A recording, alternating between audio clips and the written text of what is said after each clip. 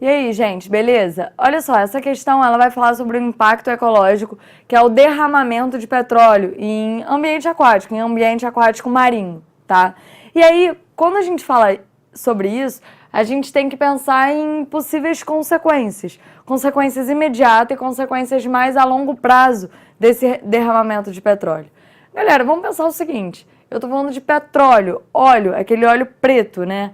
Bom, causas imediatas, tá? Primeiro, a gente vai ter esse petróleo basicamente impregnado em penas, por exemplo, de aves marinhas, tá? Isso vai dar dois problemas para aquele indivíduo, para aquele animal. Isso vai causar um problema na termorregulação desse animal, isso vai afetar vários mamíferos aquáticos também, tá? Impregnados de óleo.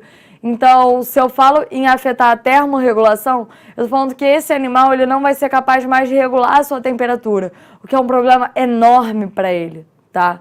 Porque aí justamente ele vai ficar sujeito a oscilações do ambiente externo, tranquilo? Que vai afetar todo o seu metabolismo. Além disso, a impregnação nas penas dessas aves marinhas, certo? Vai causar um problema no voo desse animal, que vai acarretar problema reprodutivo, problema na alimentação, tá? E aí, aqueles animais, por conta disso, podem acabar morrendo. Além disso, o óleo pode impregnar nas brânquias de peixes, e aí vai causar problema na respiração branquial. Tranquilo, gente? E aí, quando a gente fala, por exemplo, na camada de óleo, na superfície, certo? Quando a gente fala nessa camada de óleo que forma um tapete na superfície do oceano, isso pode afetar diretamente fitoplâncton, gente.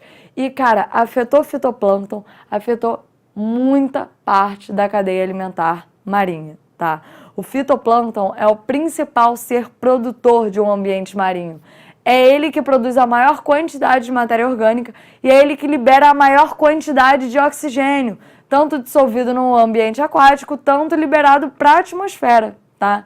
Então, quando a gente atinge fitoplâncton, a gente atinge vários animais aeróbicos, certo? Que dependem do oxigênio diretamente para sobreviver e manter o seu metabolismo, e afeta todos os outros animais que dependem dele como base de cadeia alimentar, o que na verdade é a maior parte das cadeias alimentares de um ambiente marinho, tá?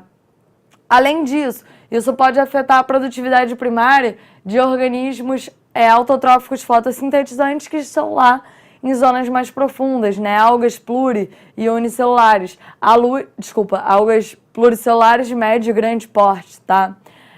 A luz ela não consegue atravessar essa camada de óleo e chegar nessas regiões um pouco mais fundas do oceano. E aí isso também causa um problema em relação à fotossíntese, tá? Então, beleza, vamos lá. Vamos analisar essas alternativas.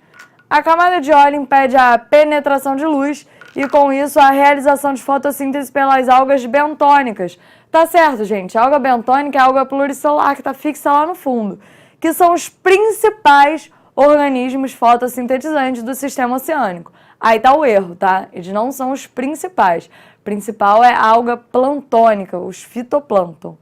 O óleo derramado impede a dissolução de oxigênio atmosférico, causando a morte de peixes em grande extensão. Não, tá? Isso não vai acontecer por conta da ação do óleo. Ao ser derramado, o óleo forma uma película superficial que não afeta tanto organismos marinhos. Pessoal, já vimos que isso está completamente errado. Falamos sobre isso. Fotossíntese, cadeia alimentar, liberação de oxigênio. Isso afeta muito animais marinhos, tá? A camada de óleo atinge diretamente o plâncton. Beleza, tá certinho. Que é a principal fonte de produção primária, ou seja, a produção de matéria orgânica no ambiente marinho, configura-se como base da cadeia alimentar da cadeia trófica oceânica, né? Esse é o nosso gabarito. Vamos só olhar. O zooplâncton é a porção mais afetada, pois os organismos morrem impregnados de óleo, ao contrário do fitoplâncton, que possui parede celular que os impermeabiliza. Não, pode parar aqui. Zooplâncton morre, também por conta disso, mas fitoplâncton não é impermeabilizado por conta da parede celular.